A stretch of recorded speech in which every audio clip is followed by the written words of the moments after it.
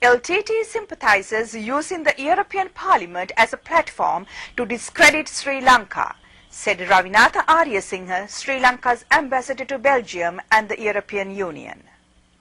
Human Rights Subcommittee of the European Parliament had a meeting on 6 December on Sri Lanka.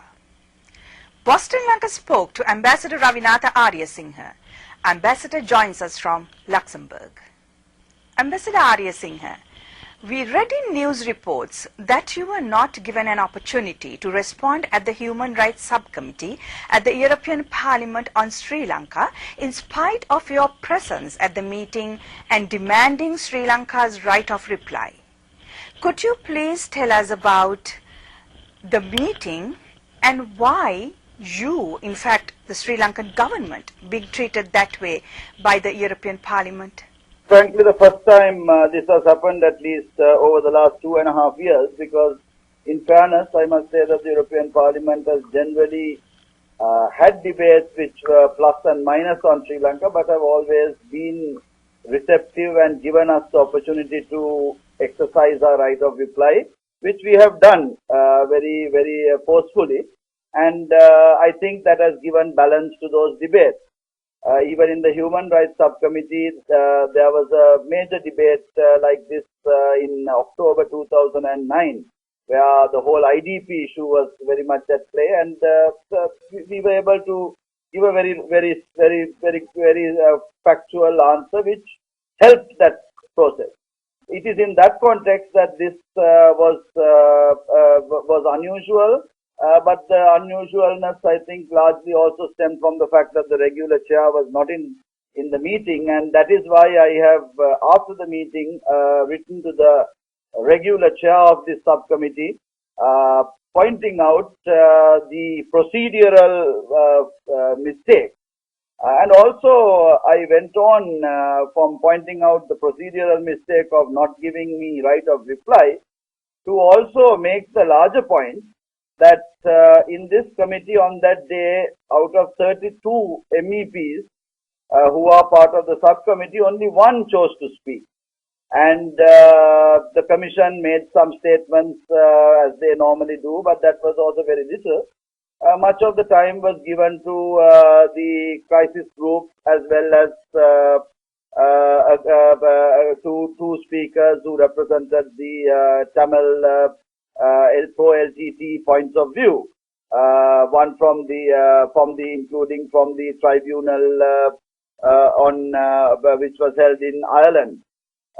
So this is the point I was making, was that this leaves the unmistakable impression that the Human Rights Subcommittee is not interested in having a reasoned and balanced discussion on Sri Lanka, but is merely content on allowing itself to be used as a platform for LTTE apologists to discredit the government of Sri Lanka. We preach all about transparency and fairness and balance, but that they are deliberately shutting us from having to say things, because I see this as a interesting pattern now coming about, where since they know that the government of Sri Lanka has more robust answers which we can offer. We are not going to be able to necessarily tell them everything they want to hear, but we surely have better answers to give about things, because things on the ground, yes, there are problems, there are shortcomings, but by and large things have improved on the human rights front in a appreciable way.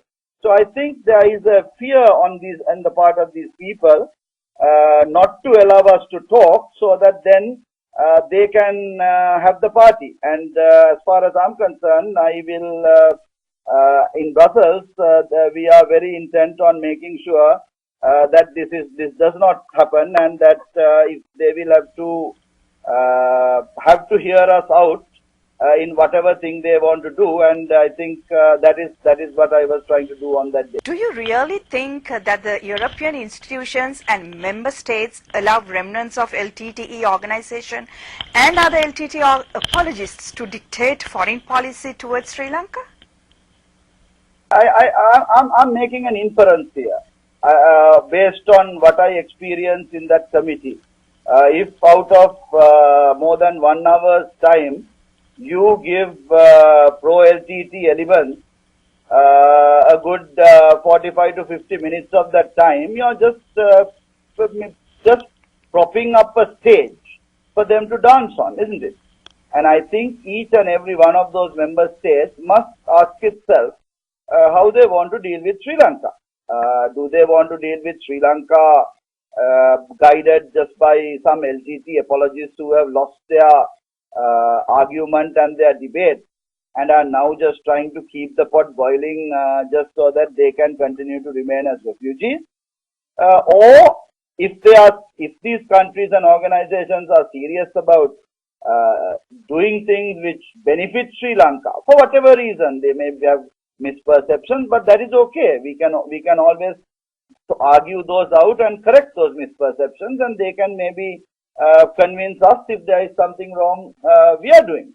But the basic fundamental premise, which I think particularly the Western governments and organizations preach to us, is that you must have fair play.